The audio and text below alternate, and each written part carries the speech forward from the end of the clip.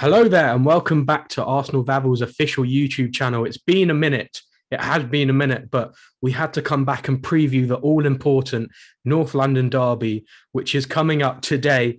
At the time of recording, it is the day before, but we're going to be recording this and releasing it on the day of the game. So let's get excited, lads. I'm joined, first of all, by Joel. Joel, how are you doing, my friend?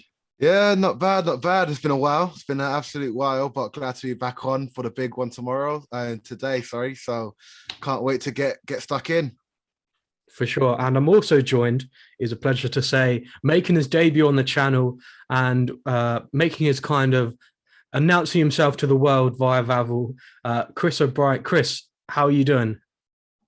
Yeah, good. I mean, what better way to introduce yourself than with a preview of a North London derby? Probably the biggest game of our season and the biggest game we'll play for the rest of this season as well. Potentially. Right. Let's paint the picture, okay, lads. So Arsenal are currently a point off Chelsea and 4 points off Tottenham below them.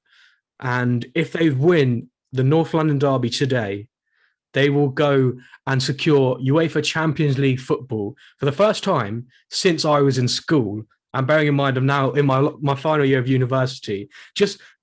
Let's to put it into context, Joel, how big is this game for Arsenal and what does it mean?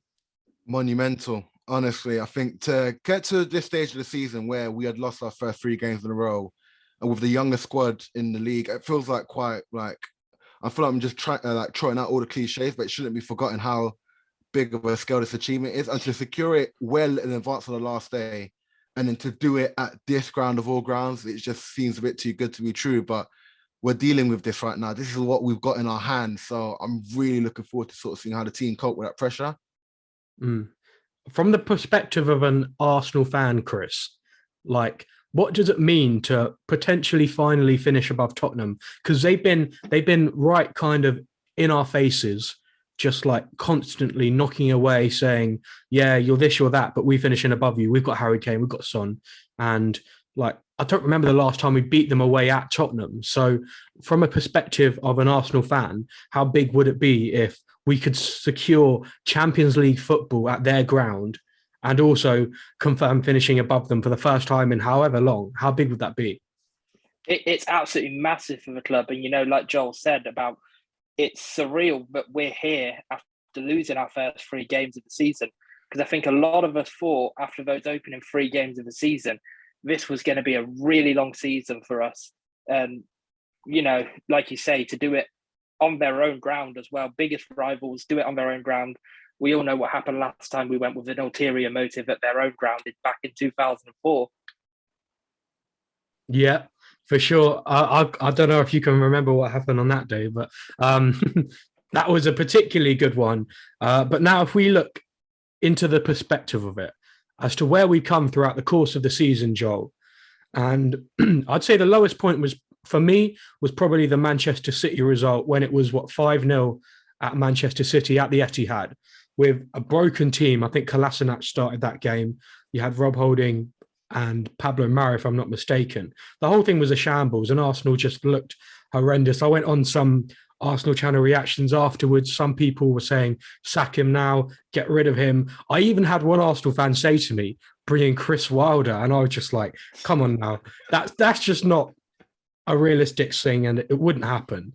But how much of where Arsenal are now has to be credited to Mikel Arteta and what he's done? Like, how good has he been? A huge part, a huge credit, amount of credit has to go to Mikel Arteta because they have the strength to withstand all that criticism and sort of like, what's the word? Just revitalize a team in those circumstances. It's not easy at all, especially when every move is being scrutinized by the documentary that we're going to see on Amazon later on this year. But I think there's two things that I think have really helped to change the narrative of Arsenal. I think the first one is literally the narrative itself. The comms department in recognizing that the fans need to be on board. That interview that Edu did, and having that sort of line of communication sort of try to ignite that togetherness. I think that was really, really big because I think at that point Arsenal fans just let go of their expectations and really sort of went on board with what the club were trying to sort of go forward with. And I think the second thing was the new signings. I think having new signings that maybe needed our support because they were also young and just never didn't really have any expectations sort of labeled to them. I think that was a really good thing, because I think having like Ramsdale, Tomiyasu, and White, it just really meant that we didn't feel like we had to sort of have any negative memories associated with them. It was like a fresh start for all of them. Having so many of them into the team has sort of helped us to really feel like we can get behind the team, that maybe there's no previous scars, and it just sort of carried us a long way. And like, don't get me wrong, they're good players, along with the fact that they're new, but having that sort of double bonus has really sort of helped us so much. And I think it's led us to this point where we really are backing them, and we're not like calling upon past memories. We're just literally looking forward to the future, really. Who stood out most to you of all the new signings we got from the summer? Who's kind of caught your eye and you've gone like, they're a serious player? It changes from week to week, really. I think I, for example, for a long while was saying Ramsdale, and I think he started off really, really well. It's easy to forget he's got 13 clean sheets this season. I think arguably it should be more with some of the performances that we've had and haven't kept clean sheets in. In terms of solidity, purely Tomiyasu. I think Tomiyasu had stayed fit the whole season. I'd easily say Tomiyasu, because his level of performance just doesn't drop from a certain level. And Ben White, I think he's had his critics and detractors, but I think he's easily proved to be one of the best English centre backs in the league at the moment. I think he has his off days, but I think Ben White obviously sort of is very highly regarded. Ødegaard obviously should be mentioned up there, but I think because he had it as a loan signing, doesn't count. And Tavares and Lokonga, I think we'll see the best of them in the years to come. But I think if I had to pick one with a gun to my head, probably Tomiyasu. I agree with you. I think Tomiyasu's been superb. He's been fantastic, and having him come back, and you see how much you actually miss him when he comes back. And I was at the Leeds game on Sunday, and just to see how he marshalled some of the Leeds defenders. I know it's only Leeds, but you even cast your mind back to the last North London derby. The way he dealt with Son on that left-hand side was just superb. And I think he's the first defender we've had in a long time where if a pacey winger like Rafinha at the weekend, or like Son, or any winger I'd say in the league, that I've got an area of kind of, I feel comfortable that Tomiyasu will deal with him. He'll marshal him. He'll push him over to out wide, at least do that. He's not going to get embarrassed like a Tavares might, or like Cedric might. I think technically as well, you just look at how technically sound he is and how well he like just does all the simple things and all the basic things right. He's just a superb signing. And yeah, Chris, are you in agreement on that one? Do you think Tomiyasu's been superb? I've got to agree with you on Tomiyasu as well. And the reason I've got to agree with you is, like you've said about him, the performance he put up against Rafinha on Sunday. And that's interesting because in the past recent weeks, since Tomiyasu's come back into the side, you know, I know we've all been in the group chat begging for Tomiyasu to be back most weeks. But obviously, at the same time, Cedric's really stepped up his game while Tomiyasu was out. But it's shown that Tomiyasu can play anywhere in a back four, like Arteta said before. Well, he played at left back, didn't he, on Sunday? He played at left back, and that's down to Arteta. You know, he's picked out, obviously, Tavares. His confidence is shook up a bit lately. So I don't think Tavares against Rafinha would have gone down well on Sunday. But for Arteta to identify that and put Tomiyasu out there against Leeds' biggest threat, and it just begs the question of where do we go on Thursday? You've got Son on one side. Yeah. No, sorry, go on. You've got Son on one side, but then you've got, is it Lucas Moura they normally play on the right? They play Kulusevski's. Kulusevski's been big for them, yeah. So it's where does Tomiyasu go in those sort of matchups? Because there's a big threat on both sides of the pitch. So where does Tomiyasu go there? Yeah, for sure. I mean, Joel, who are you starting at? Actually, let's save that. We'll save that for a little bit later. We'll go for our starting 11 for the North London derby. We'll do that later. But Joel, just a quick word. Martin Ødegaard. I mean, you said he's a loan signing. Yeah, we knew what he's about. But he's the man. He excites me so much when you look at Martin Ødegaard and just how good he is. In words of so many people I've spoken to, he's a dreamy baller. He's an absolutely he's a man that can take this team to the next level, and he's still so young. He can improve so much more, as can so much of this team. But just a word on Martin Odegaard. I think he's the heartbeat of the team. He's a conductor. I think when he has an off day, the team has an off day. And I think sometimes it sounds very, very trite to say this and very, very what's the word, like unfair, but you can only sort of appreciate sometimes what he does when you're in the stadium. He doesn't always need to get the goals and assists, but the fact that he's always looking to receive the ball, I think the fact that he's always marshalling the team off the ball as well. He has such a big presence in that team. And I think the fact that he's got the captaincy in our interim basis at only 23 years old speaks volumes to his sort of character. I think, honestly, when you watch him in the game and you realize how much he wants to have the ball and dictate the game, I think even when we're on the break, we always look for him. And I think that's something I've always noticed when I'm at the ground. So Martin Odegaard, I think if we're going to have a good game on Thursday, basically that game today and really sort of hammer home fourth, I think he's going to have one of the games of his life, really. I love that. Martin Odegaard, the conductor. I feel like that's a graphic waiting to happen there. We'll put that in, and hopefully he can conduct Arsenal to a Champions League place. How does it? It sounds mental, doesn't it? Are Arsenal overachieving, Chris? We've seen people say this already. For such a young side, are Arsenal overachieving by even being in the race for Champions League football? That's exactly it. With such a young side, I would say we are overachieving. If you go on those first 3 games of the season, a heavy loss to Man City, a shock loss to Brentford, and a loss to Chelsea as well. We didn't really have many. It wasn't even like we had positives to take out of those games either, really. I think the only one that springs to mind is Lokonga against Chelsea. He had a really good second half. But at the same time, we're almost not overachieving at the same time, because you look at some of the games we've lost this season where we really shouldn't have lost. And injuries do play into that. Like you said about players having new signings and we don't have bad memories attached to them. But this is something else that the new signings have brought into the team. They've almost brought another player out of the old players. I don't know about you guys, but when I saw Nketiah on the team sheet against Chelsea, I thought that was a really strange decision. And then he shot the rest us. Elneny, you've been quite complimentive of Elneny these past few weeks. He had another good game against Leeds. He was brilliant against Chelsea and against Man United.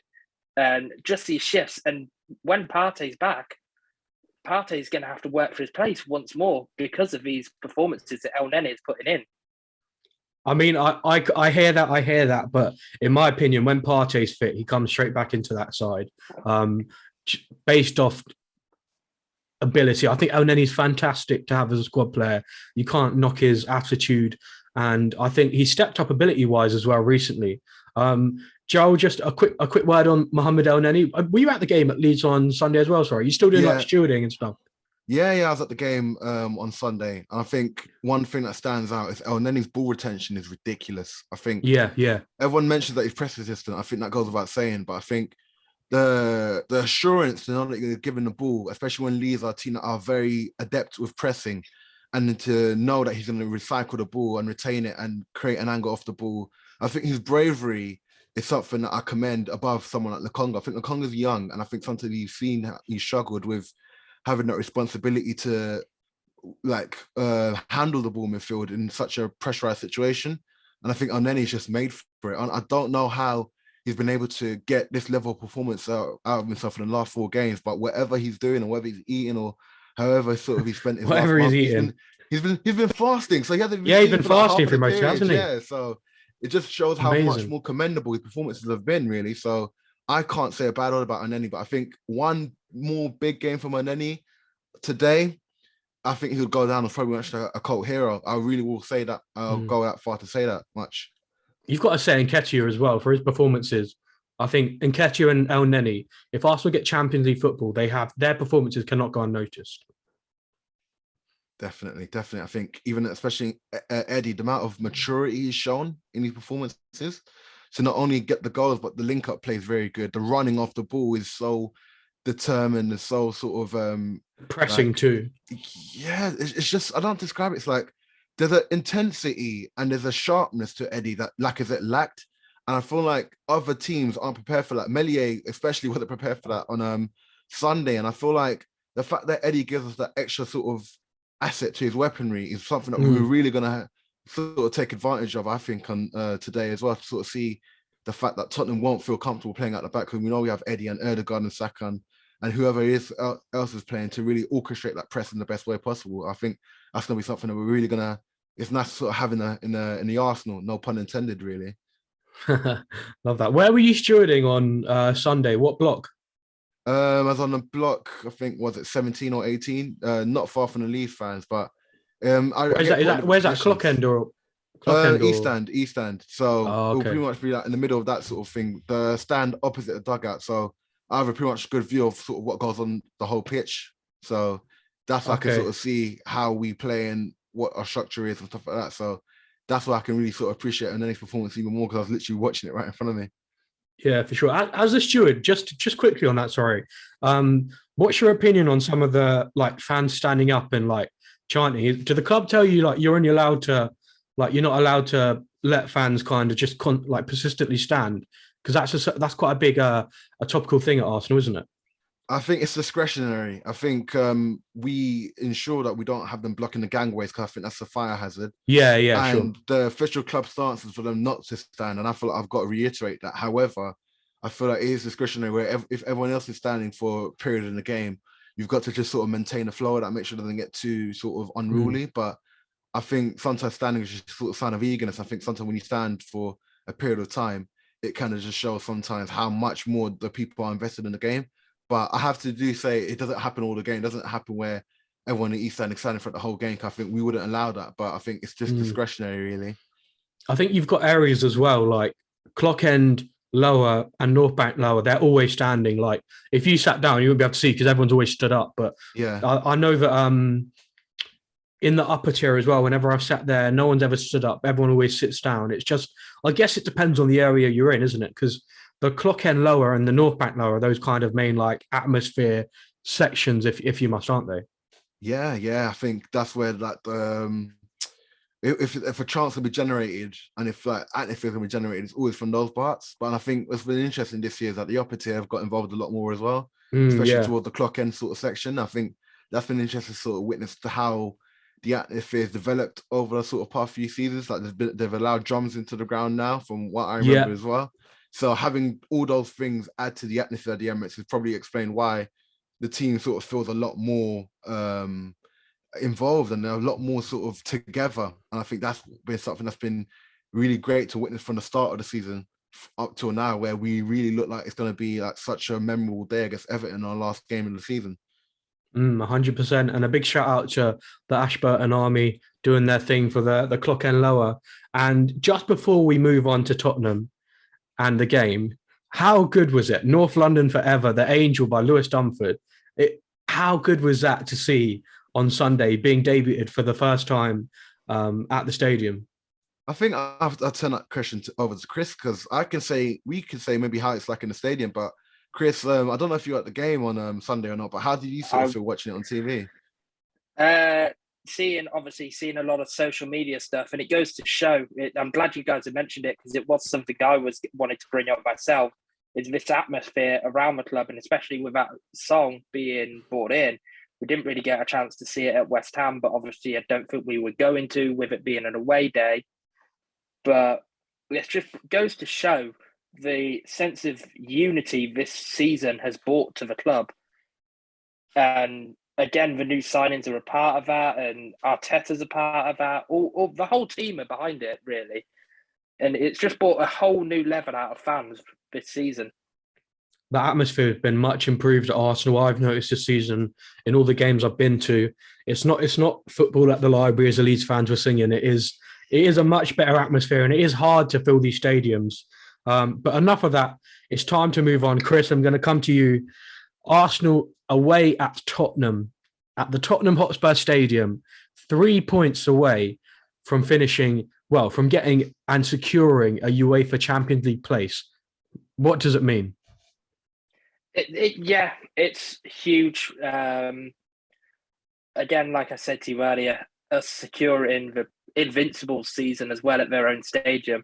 And I remember their fans all, obviously back then, it wasn't as instant with the scores, but I do remember fans singing that they drew and that we hadn't won the league, and then sort of everyone realised in the Tottenham end that we had actually won the league. I can't remember what result it was that went our way elsewhere in the league. Newcastle but I do remember 2, Chelsea 1, apparently it was. But yeah, it just completely fell silent that day. As soon as that score came through, that whole Tottenham end was silent. I was at the North London derby. Sorry, go on. It's probably our biggest game at Tottenham. It'd be the biggest North London derby since that day. Yeah, for sure. I was at the North London derby earlier in the season when we won 3-1, 3-0 up at half time. Joe, I remember seeing the Tottenham away end emptying at about 60, 70 minutes. How amazing would it be if Arsenal can cause the whole of the Tottenham Hotspur Stadium to just if we can put on a show and cause the Tottenham fans to just leave and just be playing football and in the Champions League, just how amazing would that be? It'd be glorious. It'd be absolutely glorious. I think every Arsenal fan would have woken up this morning thinking, you know what, let's hope that happens. But I think the realism of that is that it's going to be a fight. It's going to be absolutely like battle to go to Tottenham into the heart of your enemy and to take their soul, essentially, in the sense of taking their Champions League hopes in one fell swoop and taking it and bringing it onto us. So I think we're going to have to put out our team that are really going to have a lot of character and a lot of sort of, they're basically going to have to sort of match the intensity of Tottenham from the start, because they have to win that and they're going to let us sort of feel that from the start. But I think if the one thing I'm assured about with this Arsenal team is that they don't feel history the same way that other teams have sort of maybe been burdened by the weight of history. Arsenal, as a club, we haven't won at Tottenham very often.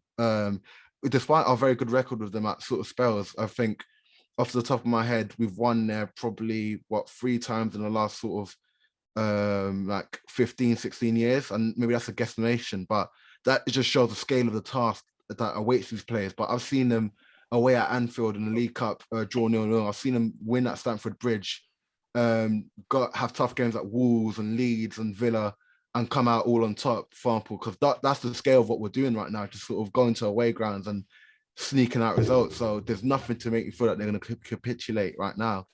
But it's just a case of sort of holding that together, relying on all the experience in the group and just sort of doing enough to get a result. We're coming on the back end of 4 straight wins. We shouldn't feel as afraid to go to Tottenham and make the 5th, get the 5th and get the win. But it's going to be a hell of a game to have to really put everything together to get over the line. It's going to be one hell of a game. And before we move on to our starting 11, let's talk tactics. Where are the key battles, Chris, in this game? Where do Arsenal need to ensure they overpower Tottenham to get the result? Where are like the key areas that you see in this tie? I think this is going to be, obviously, we both know teams have got strong attacking power. They've got Kane and Son and Kulusevski. We've got Odegaard and Saka and Martinelli. They're both capable of going out and attacking each other. But I really think this is going to be a game that's going to be dictated in midfield and how the midfield copes with the game. Sure. Joe, whereabouts are the key areas for you? I echo Chris's sentiments. I think midfield is going to be a big battle. I think we've got to make sure we take control of the ball and make sure we use it wisely. I also kind of feel like we might do well matching them system-wise to stop their fullback from having sort of the run on the flanks. I think if we can do that, match them, I don't think they've got much to sort of offer as a threat. Obviously, there's Kane and Son, that goes without saying, but I feel like systemically, if we limit the supply to Kane and Son and don't give them the momentum, we should be fine, I think. Is that the key area? That's, for me, the key area. I think midfield is huge, but you've got to nullify the threat in attack that they possess. They've got Kulusevski, Kane, Son. How important is it that Arsenal keep them under control? Yeah, I think it's vitally important. I think if we play a deep block, we limit the space in which they can operate in. I think if we leave less space in behind, Tottenham are shown capability, especially against Liverpool. That if you leave, you saw it. You saw it against Liverpool, didn't you? They will attack it. They will attack it without a second thought. So I think what we've got to do, put Rob Holt. I think, I'm not going to give away the lineup sort of section, but just 3-5-2, solid, limit the space behind. Yeah, okay. from there. Okay, let's get into it, lads. We've got to wrap this up now. So let's talk about the lineup for Arsenal against Tottenham away. I don't know if there's going to be too many changes. We will wait and see. But let's start off in goal. Aaron Ramsdale. Any complaints? No, He I has to don't have a think very anyone big can game. disagree. He has to have a very big game on today. Very big game. Very big game. Cool. Chris, you happy with Ramsdale? Yeah, I've got to go with Ramsdale. I can't disagree. Yeah, of course. Ramsdale's going to be in there. He's got to have a huge game. I think it's a statement if he can keep a clean sheet away at Tottenham. Yes. You said about a 3-5-2. You're going for the Rob Holding masterclass from the beginning. Yes. I don't know, Joe. As much as I admire a 3-5-2, I can't see Arsenal going any different from a back four as we have played for the rest the whole of the season so far. So just for the purpose of this, I think if we do go for a back four, do you have many objections to that? I kind of do, just because I don't want to sort of have to I feel like it leaves us vulnerable to Kane, Son and Kulusevski, because I feel like we're through having a back four, we're gonna initially just push up. Whereas at back three, we sit back and we are good in the counter attack. Let's not forget that. And I think Tottenham have a struggle to break down a bit deep block. So that's why I will play 3-5-2 a la Chelsea and get a result through that rather than going our normal formation. I don't think it's a normal game and we both know it. I do hear that, but then who do you drop in the front when you've got all those? You got the. I don't know how we want to get into this because do you want me to sort of reel out my lineup and then you can let's do our individual lineups for the game.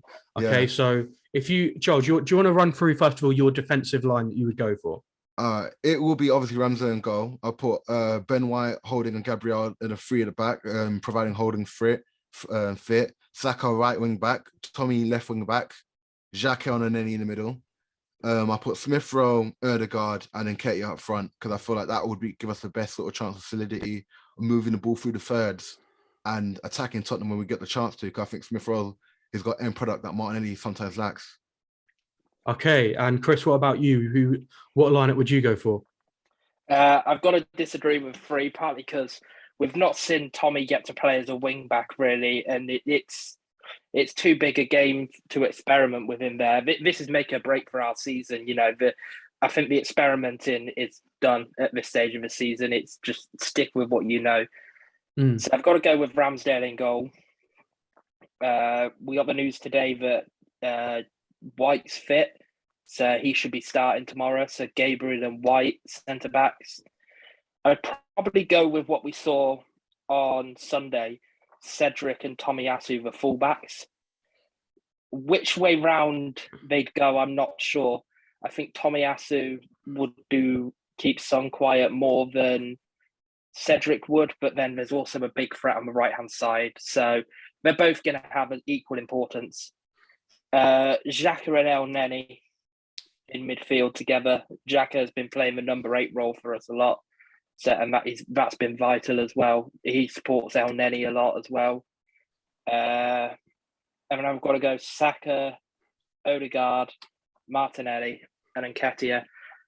And just to reiterate on Martinelli, we've seen the connection Martinelli gets when he has a proper fullback behind him. Yes. When Tavares has had a quiet game for us, Martinelli's had a quiet game. But when Martinelli plays with Tierney, that chemistry comes out and they both have a fantastic game together. That's a really good point, actually. I think Tomiyasu, the reason Martinelli was so good on Sunday was because Tomiyasu was behind providing that kind of insurance for him. Definitely. Chris, I think I'm going to go very much similar to what you've just gone for. I'll go for Aaron Ramsdale and goal. I'd go for, I'd put, Tommy at right back. Tomiyasu at right back. I would put Ben White and Gabriel. If White's not fit, then Holding comes in. You've then got,